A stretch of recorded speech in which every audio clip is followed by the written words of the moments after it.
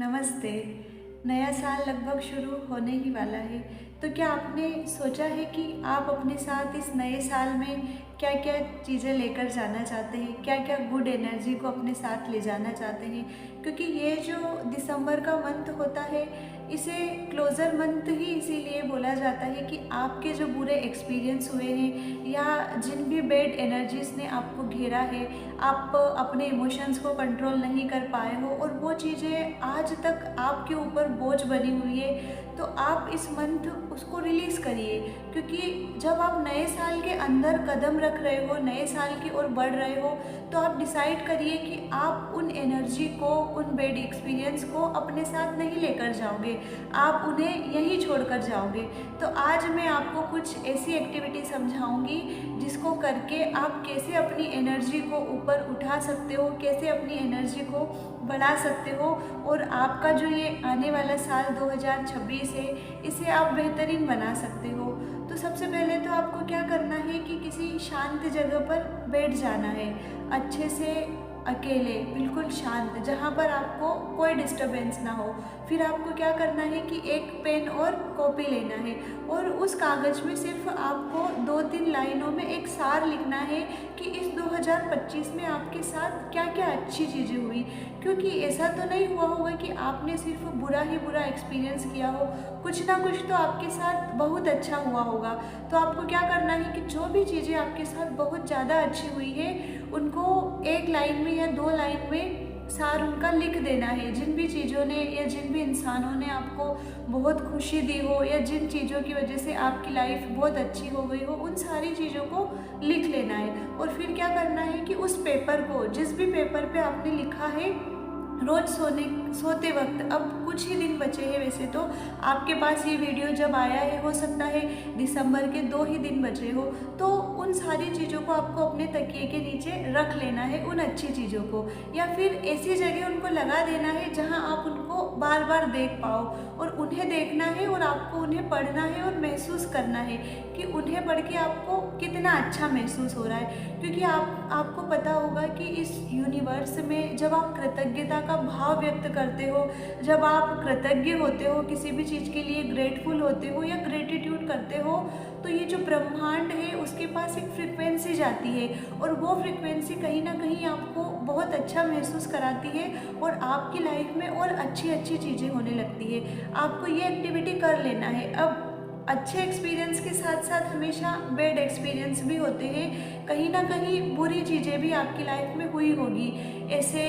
ऐसे बहुत सारे मोमेंट हुए होंगे जिनकी वजह से आपको बहुत बुरा फील हुआ, या अभी तक वो चीज़ें आपकी लाइफ में घर करे हुए हैं, आप उन्हें भूल ही नहीं पा रहे हो, छोड़ ही नहीं पा रहे हो, रोज़ उन्हें याद कर कर के आपको दुख होता है। तो फिर आपको दूसरा क्या करना है कि उन सारी चीज़ों को भी आपको एक पेन और पेपर पर लिख देना है, सिर्फ 2 लाइनों में लिखना है, कोई ज़्यादा आपको बड़ा पूरा पेज नहीं भरना है। फिर दो लाइनों में आपको सारा सार लिख देना है कि किन किन चीज़ों की वजह से आपको बुरा फील हुआ है, लो फील हुआ है, आपकी एनर्जी उनकी वजह से डाउन हुई है। 2 लाइन में उसको लिख देना है और फिर क्या करना है कि अपने घर के मंदिर के सामने, भगवान के सामने बैठ जाना है और उस पेपर के छोटे छोटे इतने छोटे टुकड़े कर देना है कि उसका एक शब्द भी आपको पढ़ने में नहीं आए। और जब आप उसके टुकड़े कर देते हो और पॉसिबल हो सके तो उसे वहीं जला दो।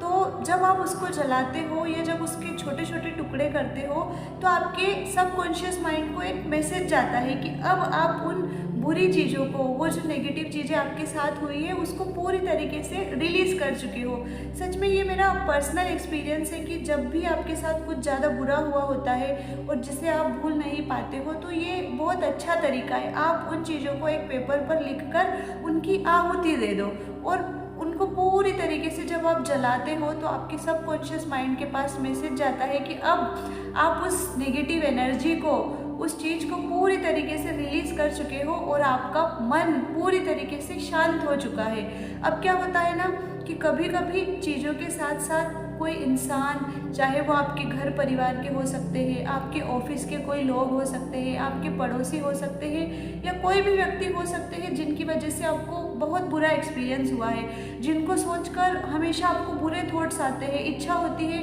कि उनके साथ भी आप कुछ बुरा करें, या दिन भर आपके मन में ख्याल आता है कि उनके साथ भी गलत हो। तो क्या करना है कि फिर 2 लाइन में उन व्यक्तियों का, उन इंसानों का आपको नाम लिखना है। अब नाम लिखने के बाद जब आप उनका नाम लिख लो तो क्या करना है कि एक एक इंसान का नाम लेते हुए उसकी फ़ोटो आपके मन में क्लिक करते हुए आपको बोलना है कि ये जो भी बुरा एक्सपीरियंस हुआ या जो भी चीज़ें हुई, मैं इसकी जिम्मेदारी अपने ऊपर लेता हूँ और मैं माफ़ी मांगता हूँ, आपसे भी माफ़ी मांगता हूँ या मांगती हूँ, और खुद से भी माफ़ी मांगती हूँ। क्योंकि जब आप खुद को माफ़ करते हो ना तो ऑटोमेटिक सारी चीज़ें ख़त्म हो जाती है। और देखिए, ये एक्टिविटी करके आप सामने वाले के लिए तो अच्छा कर ही रहे हो, लेकिन अपने आप को बेस्ट बनाने का, अपने आप को बुरे इमोशन से बाहर लाने का ये बेस्ट तरीका होता है। तो एक एक इंसान का नाम लिखकर और उस इंसान की फ़ोटो इमेजिन करके आपको मन में बोलना है कि ये जो भी हुआ है, जो भी बैड एक्सपीरियंस हुए हैं, जो भी बुरा वक्त गुजरा है, मैं इसके लिए माफ़ी मांगता हूँ, खुद से भी और आपसे भी। प्लीज़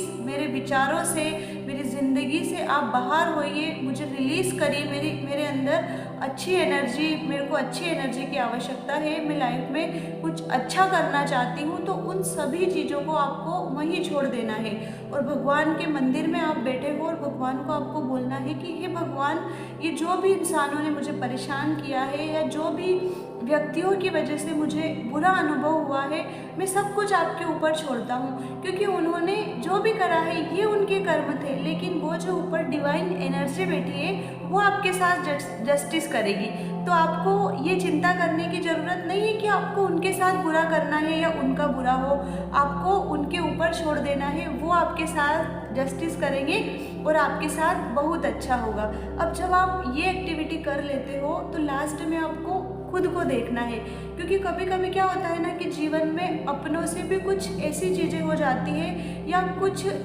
ऐसे व्यक्तियों को अपन तकलीफ पहुंचा देते हैं जिसकी वजह से अपन खुद को कभी माफ़ नहीं कर पाते हैं। या होता है कि कभी कभी ऐसा अपना 100% नहीं दे पाते हैं किसी काम को और वो काम नहीं हो पाता है, तो अपन खुद को ही विक्टिम समझने लगते हैं। अपन सोचते हैं कि मैं ही बुरा हूँ, मेरी वजह से ही मेरा जीवन खराब हुआ है। तो आपको ये चीज़ें नहीं करनी है। आपको आंखें बंद करके अपने आप को हंसता हुआ, मुस्कुराता हुआ एक डिवाइन एनर्जी महसूस करना है और आपको खुद को फील करते हुए, खुद को देखते हुए बोलना है कि मैं एक लव्ड वन हूँ, मैं एक एनर्जी हूँ जो बहुत ही शांत है, बहुत ही डिज़र्विंग है, और ये लव डिज़र्व करती है, ये अबंडेंस डिज़र्व करती है और ये हैप्पीनेस डिज़र्व करती है। जब आप खुद को ऐसा मुस्कुराता हुआ देखोगे, सच में आपको इतना अच्छा फील होगा ना कि आपको अभी तक कभी नहीं हुआ होगा। तो जब आप ये एक्टिविटी भी कर लो, फिर आपको क्या करना है कि ये सारी चीज़ें उस डिवाइन एनर्जी के ऊपर छोड़ देना है और आपको हंसते हुए, मुस्कुराते हुए इस नए साल का स्वागत करना है। क्योंकि जो बीत गया वो तो बीत गया, लेकिन अगर आप अभी भी वो सारे इमोशंस को, वो सारा जो बोझ आपके मन में है, क्योंकि क्या होता है ना कि इंसानों का बोझ सबसे ज़्यादा होता है। आपको किसी ने कुछ बोल दिया, किसी ने आपका दिल दुखा दिया, किसी ने आपको भला बुरा बोल दिया, वो चीज़ें आप कभी भी भूल नहीं पाते हो और वो रोज़ एक चक्र के जैसे आपके चारों तरफ घूमती रहती है। तो आपको ये सारी चीज़ें यही जला देना है, यही छोड़ देना है और नए साल में सिर्फ आपने जो स्टार्टिंग में आपकी अच्छी अच्छी चीज़ें लिखी थी, जो आपके साथ हुई है, उनको पढ़ना है और उनको वहाँ ले जाना है। और जो भी बुरे एक्सपीरियंस हुए हैं, जिन भी बैड एनर्जी ने आपको परेशान किया है, उनको यहीं छोड़कर जाना है। देखिए, आपका आने वाला साल बहुत अच्छा होगा और आप कुछ ना कुछ बहुत अच्छा कर पाएंगे। अगर आपको सच में ये वीडियो अच्छा लगा हो तो आप मुझे अपना एक्सपीरियंस शेयर करिएगा और बताइएगा कि आपको इस वीडियो से क्या हेल्प हुई है और आप किन किन अच्छी चीज़ों को अपने साथ 2026 में लेकर जाना चाहते हैं। धन्यवाद।